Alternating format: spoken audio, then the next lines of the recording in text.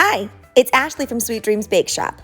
And if you've been watching my channel for a while and you've seen a lot of my macaron videos, you know that I've always stuck to only one recipe. And I took a special class here where I live, and I've always used that for the past decade. All of the other macaron recipes that I've ever tested, I've never really liked them that much, so I've always gone back to my old standby. But this recipe test actually really impressed me. Today we're going to be using the French method, which means we're not going to be heating any sugar and pouring it into the egg whites. We're simply going to whip the raw egg whites, and then we're going to add in this granulated sugar a little bit at a time. I'm going to link down in the description box below the exact recipe that I'm using. She makes amazing tutorials and videos, so I just had to give this one a try. Now with the French method, I find it is a little bit nerve-wracking at this portion because you don't want to over whip the egg whites because you don't want stiff dry peaks. You just want stiff peaks, but you want it nice and shiny still, not bubbly. Let's do the test, flip it upside down. It didn't come out, so it's probably pretty good to go. Now, I always like to transfer it out of this bowl. I used to do it in the KitchenAid, but I find I get a lot more control during this stage where we actually have to make the batter.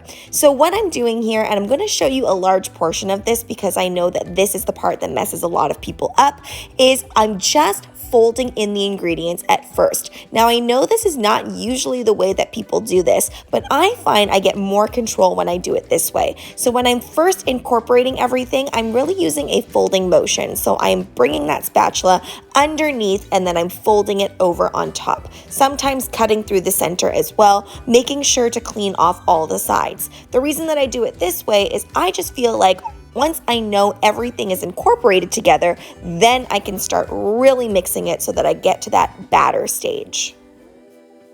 This part is really challenging. Even with me showing you when to stop, it's still really difficult. And this is why I took a class for macarons, because this is the part that I needed to actually feel for myself so that when I went home, I was able to recognize how it actually felt. If you're a great visual learner though, this is basically how you want the batter to look. For a true test, I'm going to bake these both on parchment and on my nonstick mat. Now when you're piping these, all you want to do is you want to make sure that you squeeze, and then I kind of make an apostrophe as I'm coming off there. Now I'm not using a template today, but if you're just starting out with piping, I highly suggest that you do. Normally I do as well, but I actually couldn't find it, so I just decided to do it free-handed. Now I really did try to make these to the best of my ability so that this would be a true recipe test, but I definitely could have hit those pans just a little bit more so that they were super flat. And I don't think those air bubbles that are in there are the fault of the recipe. It's my fault. I should have popped them and been a little bit more vigilant before I put these into the oven. Now, I did bake these for the 15 minutes that the recipe said to, and I also rotated my pans. They look fairly cooked through and through. I do see a slight bit of patchiness on top now that they've been resting for a bit, which is either a sign of over mixing or a little bit of an underbake. We shall see. Now this second batch that came out actually looked a lot better and it didn't have any of that patchiness on top. Much more uniform in color and looks like it's baked through and through. This isn't part of the original recipe, but I'm just whipping up a ganache using a 2-to-1 ratio with 2 parts chocolate and 1 part whipping cream. You can use whatever you would like. We're gonna do a border of buttercream with this anyway, so if you like a little bit looser, you can use a 1-to-1. I'm also adding in a little bit of butter as well, just to make it that really nice, luxurious flavor, and this also helps to solidify up the ganache just a bit more.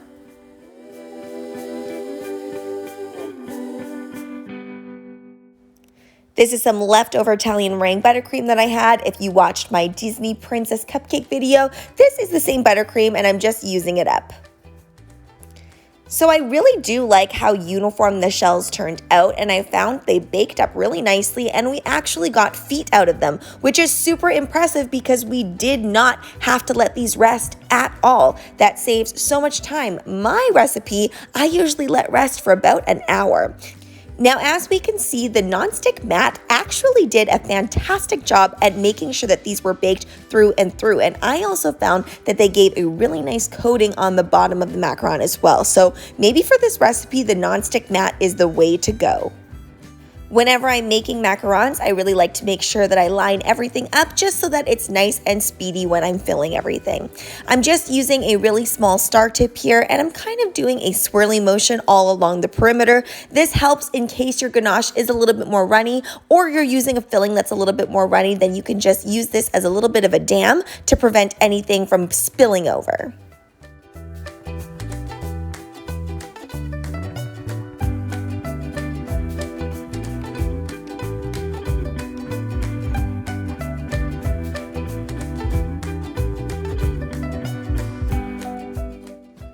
Now adding in this ganache, and I did not have to refrigerate this ganache before using it because I used that 2-to-1 ratio. It is pipeable and ready to go right away.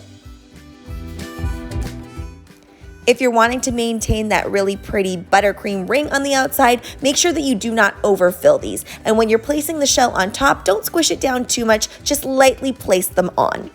I mixed a little bit of the Sweet Sticks Gold Luster Dust with some vodka, and I'm just splattering it on.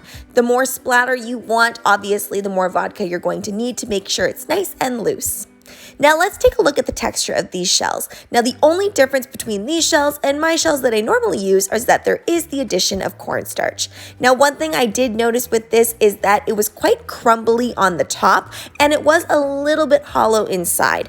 But when I actually bit into the macaron as a whole, it really tasted very similar to the macarons that I've had. Nice and chewy with a light crisp. I think I'm always going to love the original recipe that I learned because I really enjoyed the texture of those macarons, but these are very good considering you can make these in about 30 minutes or even less time. If you're moving quickly and you've got the fillings on the ready to go, they're very quick. No waiting time whatsoever. Highly recommend that you give it a try. Thanks so much for watching, guys. Don't forget to like, share, and subscribe so you can be part of the Sweetie fam. Right now, I'm uploading daily, so make sure you hit that notification bell so you know when I upload. Also, be sure to comment, request, or ask a question. I love hearing from you guys. Bye!